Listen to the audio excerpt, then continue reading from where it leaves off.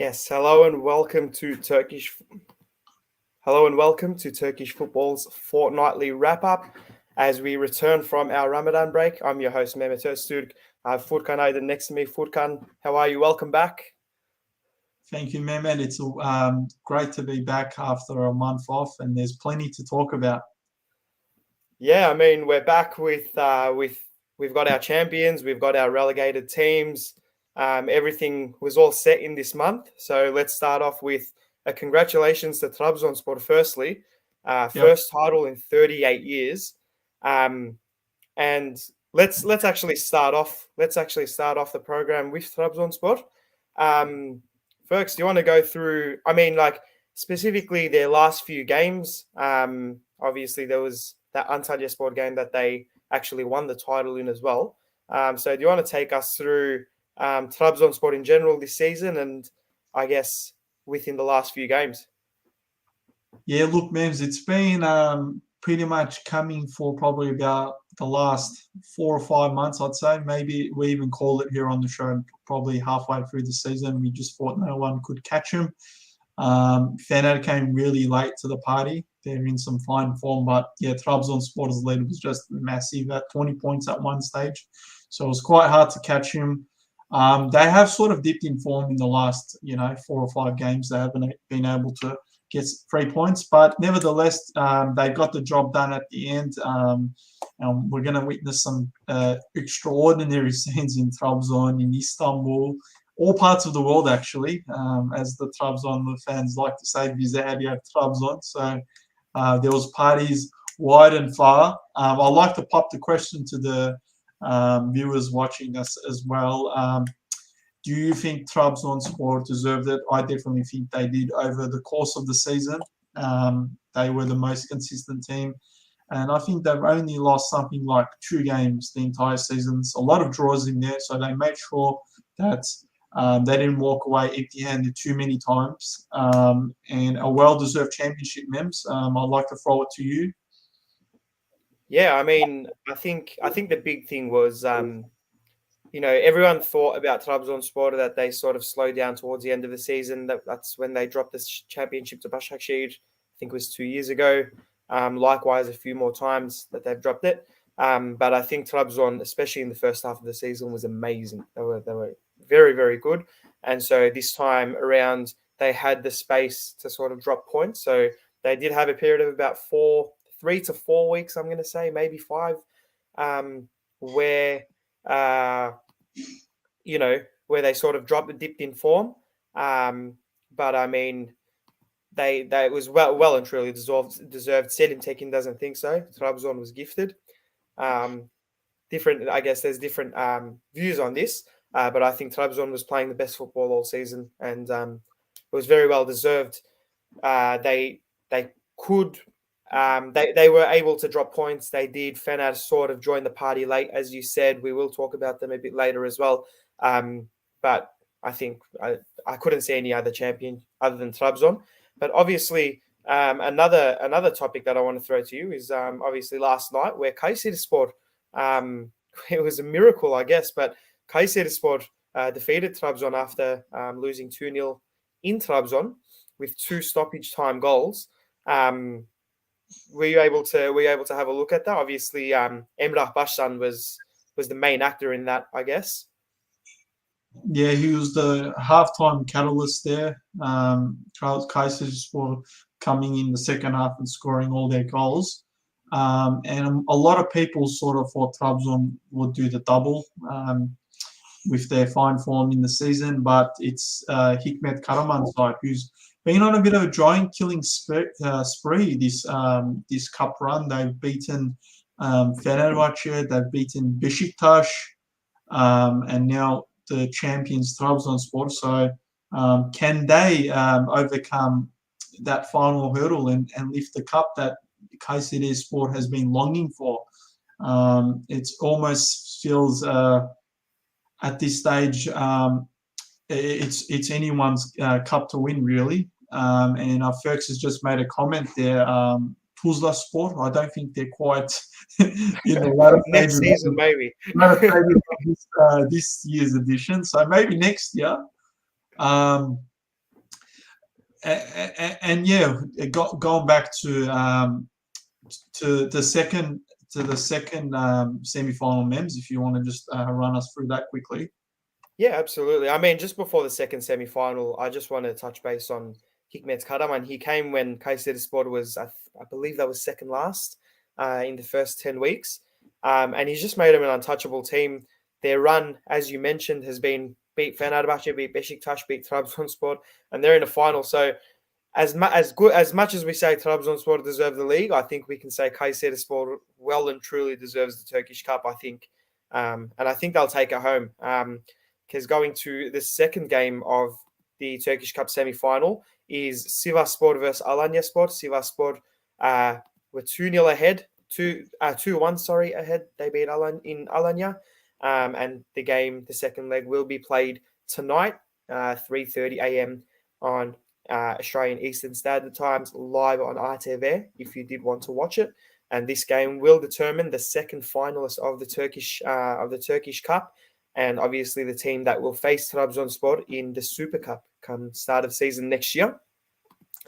Let's move over, Ferks. And probably just an interesting topic to point on as well. There's obviously a European spot up for grabs as well, because all these teams are currently outside the European placings. Only Alanyaspor, I think, is the only team that can, in the league, still have a chance to find the European spot. But obviously, Kayserispor will definitely want to win, and Sivas if they make the final.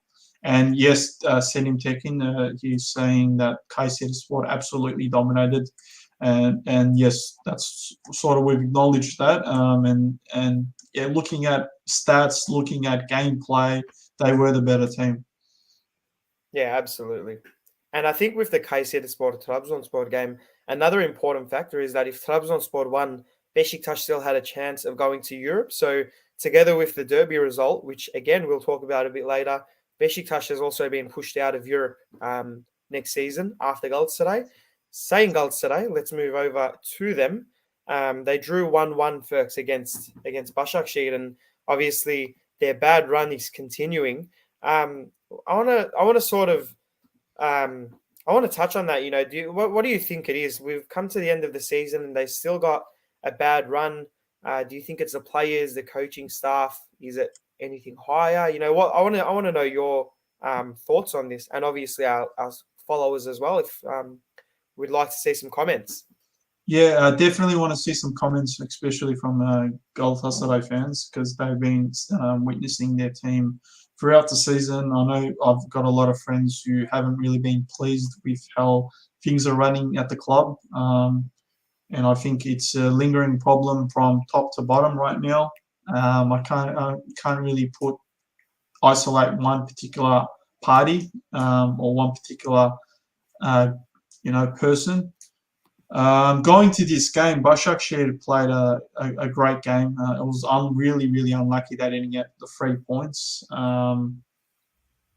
which they did want, because Konyaspor did fail to get points in their game, so they're still in the running for third. They had 21 shots in this game, their most this season, 10 on target. Which correlated to 10 Muslera saves, which is actually in a record since statistics have begun. So Muslera probably statistically had his best ever game in the Super League. And Dominic Torrent was very pleased with his performance. Now, Dominic Torrent, there's some questionable decisions that he's making, and for me, I dislike his attitude that he's sort of not really open to much criticism, I reckon, and he's got an attitude that, like, well, we weren't doing any much better before me, so I can only really do what I can with what I've got. So I'll throw it to you, Mems. What's your thoughts on the situation down at Gullah?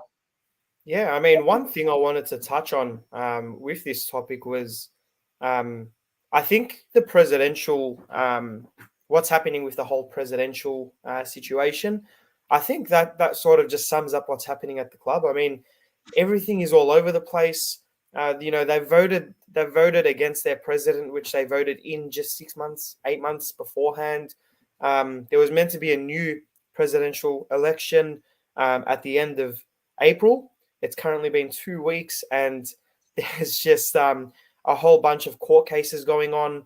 The courts are disallowing them, and the season's ended. The preseason's going to start in about a month, and Galatasaray doesn't have a president. So I think this, and the presidential spot is the top spot in the club. So I think this just sort of says, from top to bottom, there's something wrong at the club.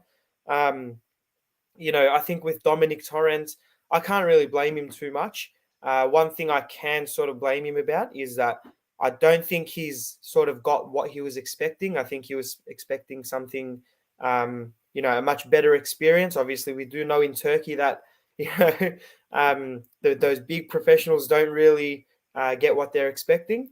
So I think that was the thing with Torrent, and it just looks now that he doesn't really care about what's going on, and that's a bad mindset to have, in my opinion. So I think there's a lot of things wrong.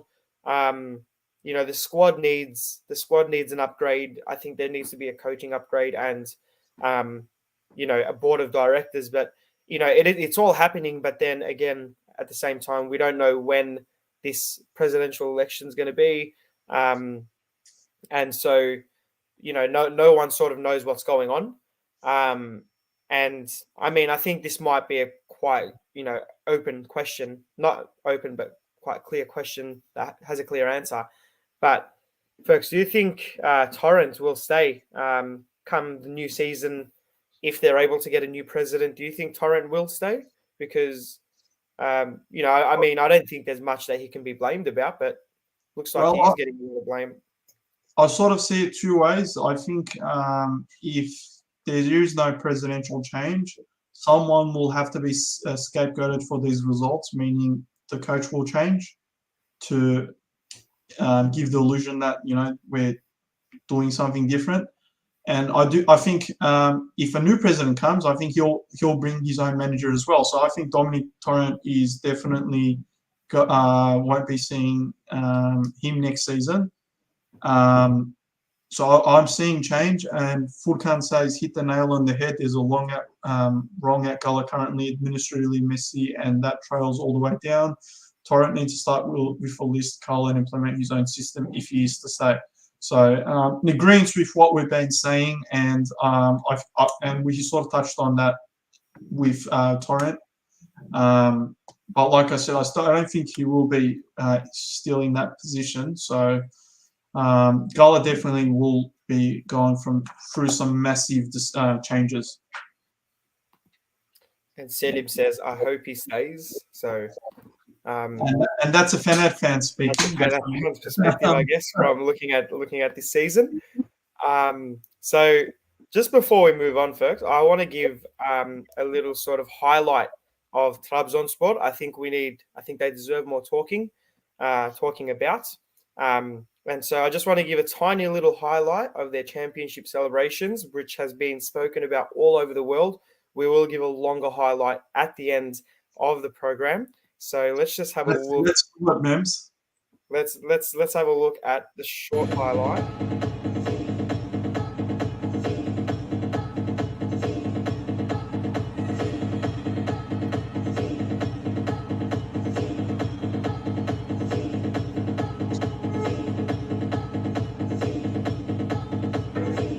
Mind you guys, this is for celebration.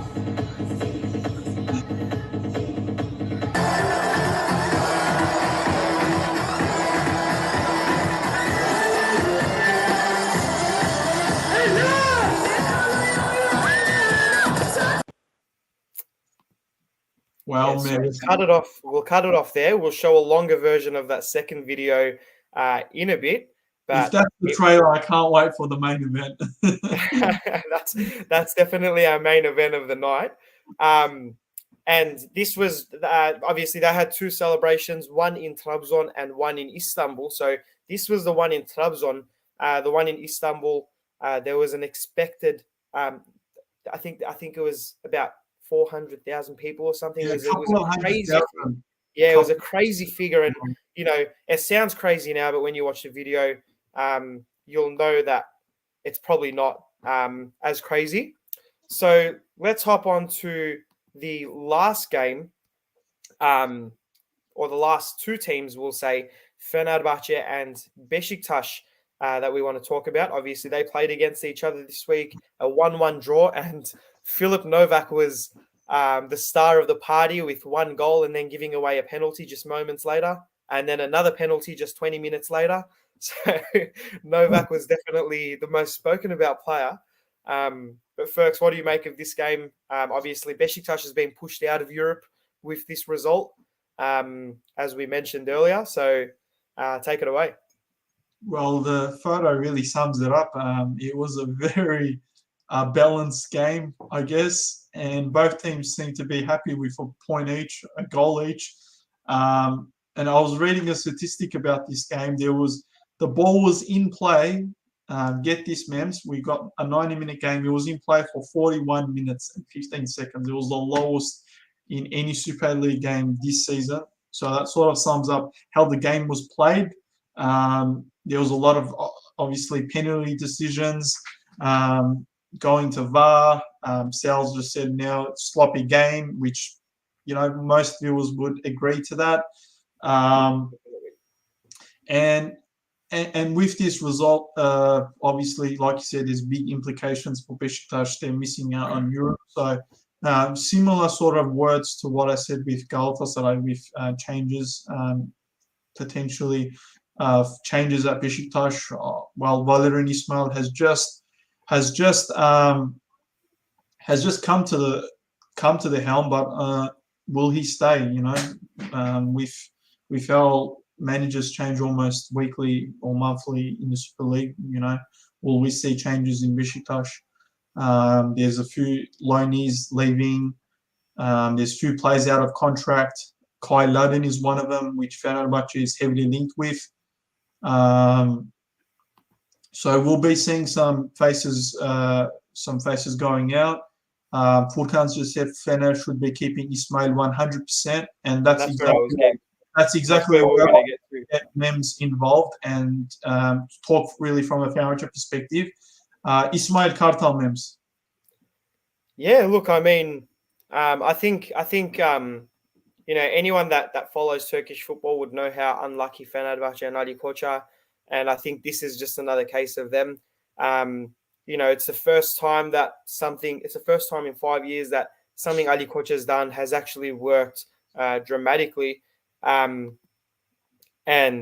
obviously, Selim agrees as well that Ismail Kartal should stay. So something that Ali Koç has done has worked so dramatically in this 5 years, and obviously it's a time that two world-class managers are on the brink of signing for Fener, and then Fener's playing their best football in 5 years. So I think it's a hard decision. I mean, you can't sort of dismiss Jorge Jesus or Joachim Low, two world-class managers with a bag of experience and a bag of trophies in their pocket. But Ismail Kartal, someone who knows the league, someone who hasn't lost in 11 games, only 2 draws, one against Besiktas and one against champions Trabzonspor, and the rest are all wins with good and effective football. I personally think Ismail Kartal should stay. I think if they let go of him at this point, they probably won't be able to get him back in the future. Whereas, you can always convince someone coming from outside to join later on. So I do think Ismail Kartal should stay. It's a massive question, and we will know, obviously, within a few weeks whether he's staying or going. But there's heavy rumors, Ferks, of Jorge Jesus agreeing on personal terms with Fenerbahce after being sent from his club in Brazil. I believe it was Flamengo, maybe. I'm not exactly sure. But there's big rumors that Jorge Jesus actually said to the Portuguese media that, Fener is his only option at the moment and that they've come to personal terms. There's also a photo going around with Portugal's President Ali Koch and Jorge as well. So, what's your take on this? What do you think?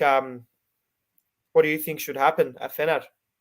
Well, I definitely agree with firstly the viewers in Selim and Furkan who think that he should remain at the helm. I think he's earned that right now. It'd be very rude at this stage to tell him to, show him the door after what he's done, how he's turned Fener season around, how he's really brought a player like Arda into the limelight, how he's sort of given the fans, watching these games, some excitement. Watching Fener most of the season, it was very dull, and the last 10 weeks, all of a sudden, the team is creating chances. It's playing great defense as well. They kept about 3 or 4 clean sheets in a row.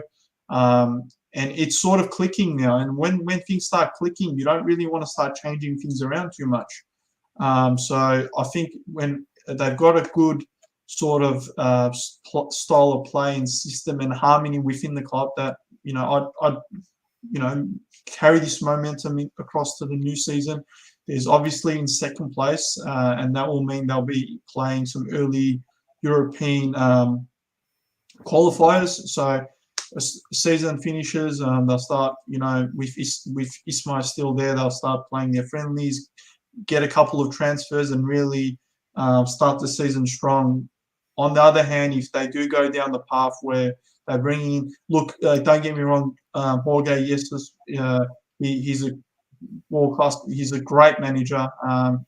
At the time when Fenerbahce did that European semi-final run, he was at the helm at Benfica, and actually carried Benfica to the final that year, and broke a lot of Fenerbahce hearts in the process.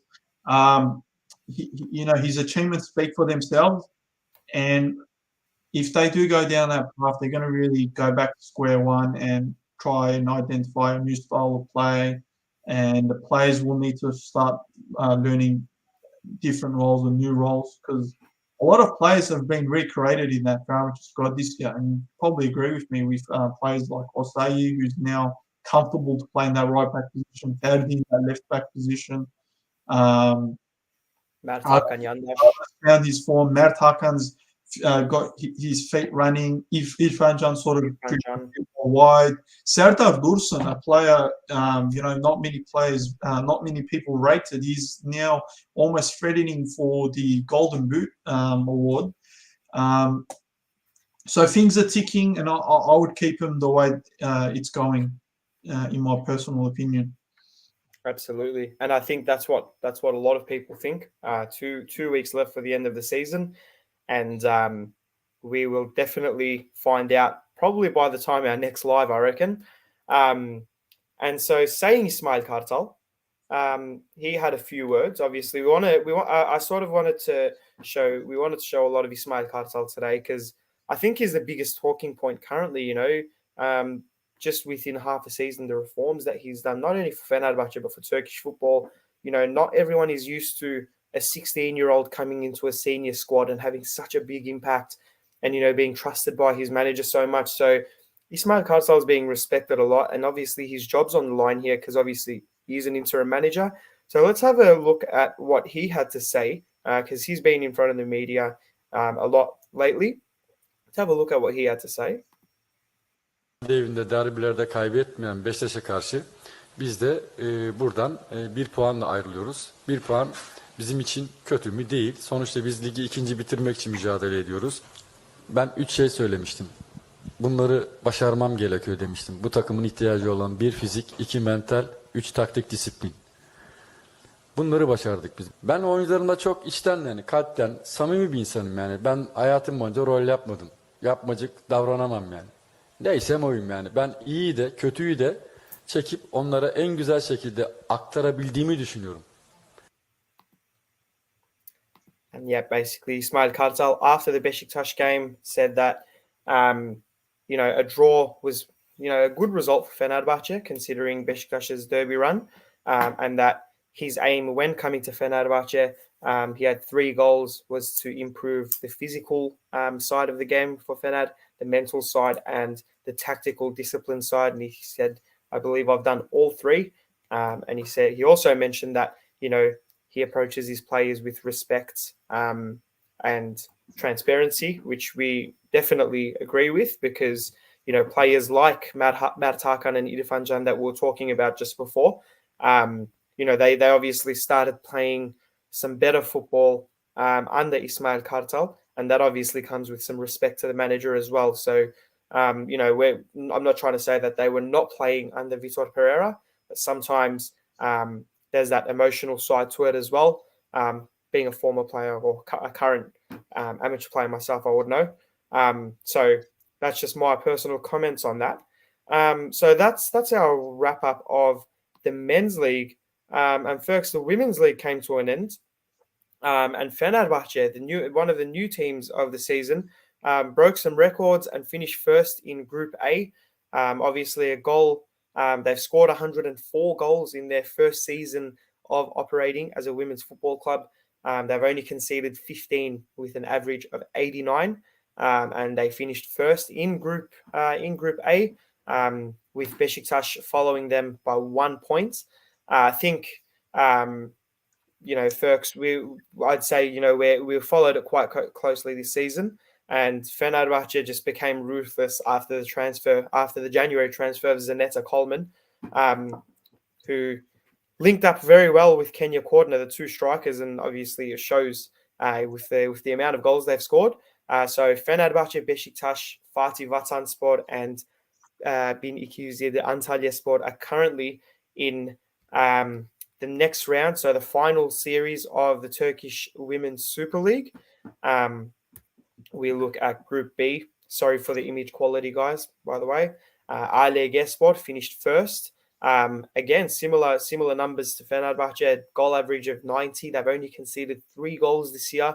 So that's defensively a very solid performance on 59 points, and they've only got 1 loss. And following them was Fatih Karagümrük, Hakkari Gücü, and Konak Belediyespor, who also made the final series of the Women's Super League, which will be starting this weekend.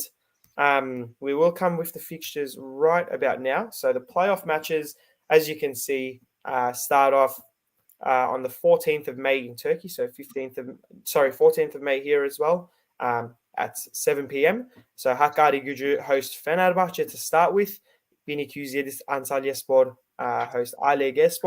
Konak Belediye will host Beşiktaş, and Fatih Vatanspor will host Fatih Karagümrük. And then obviously there's the return legs on the 21st and 22nd of May, and 1 game on the 23rd of May. So that's the playoffs.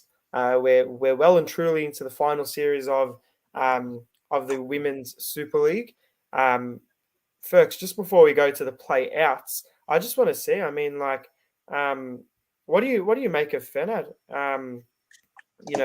It's their first year and such a good performance. Obviously, not taking away from any other club. ALG was amazing as well, but they've been operating for a longer time. Fener is a completely new team, and they're one of the favourites for the championship. So, what do you reckon about that?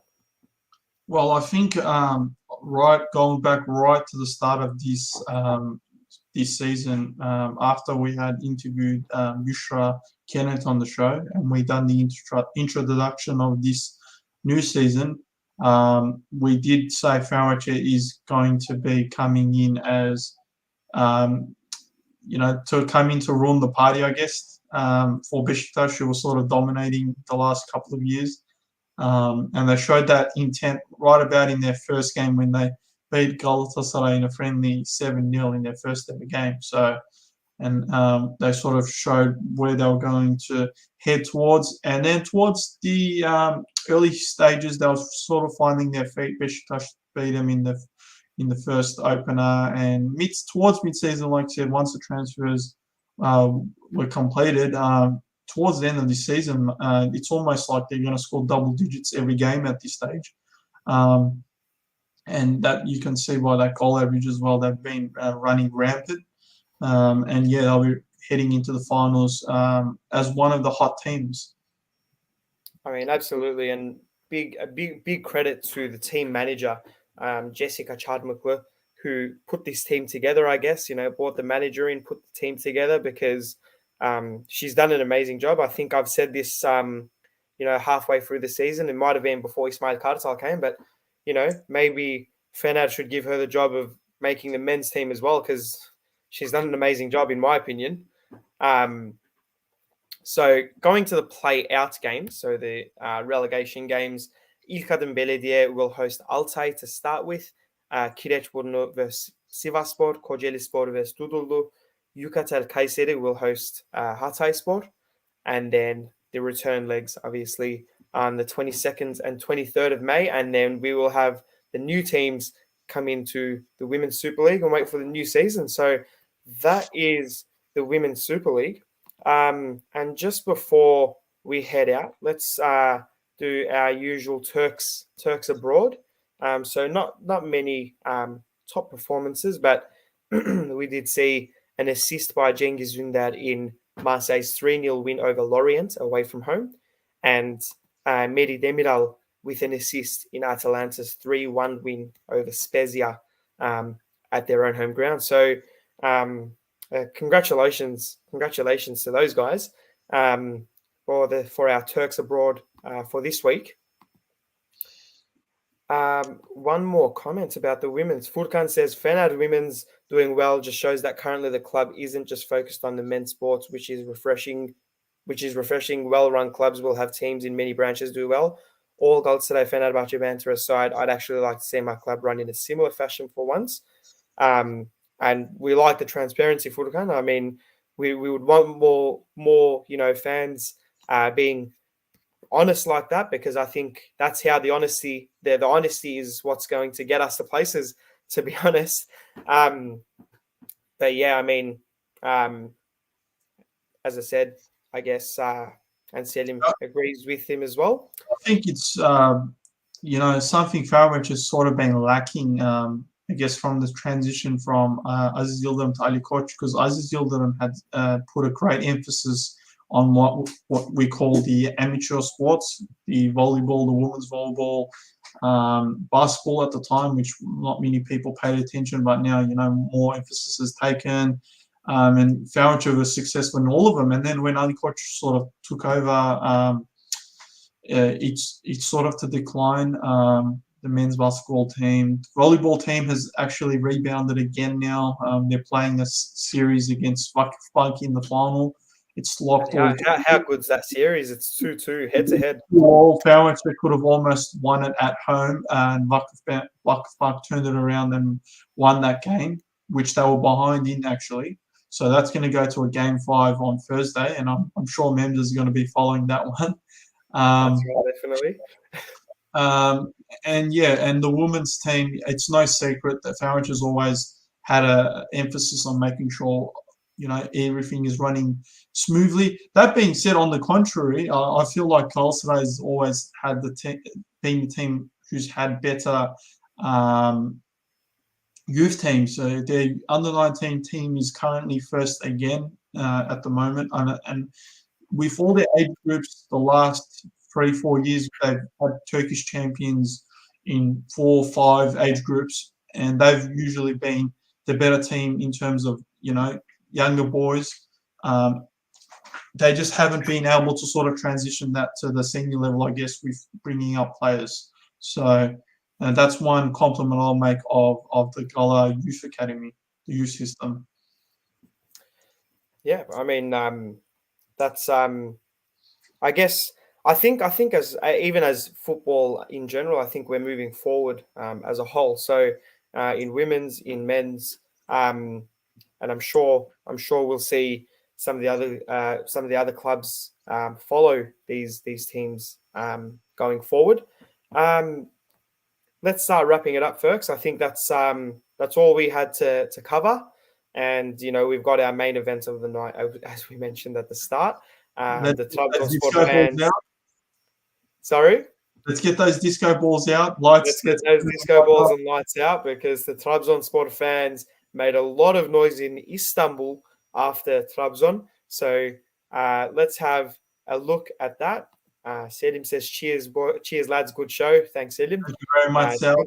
it's good to be back. Good to be back, and we will be back in a fortnight's time, which will be the end of the season as well. So we'll do a season wrap up.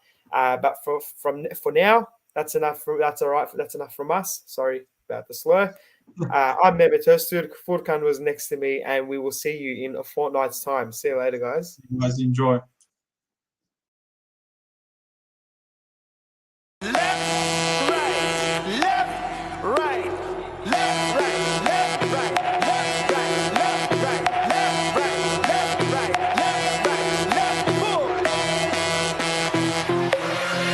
Çıldırmaya hazır mı İstanbul?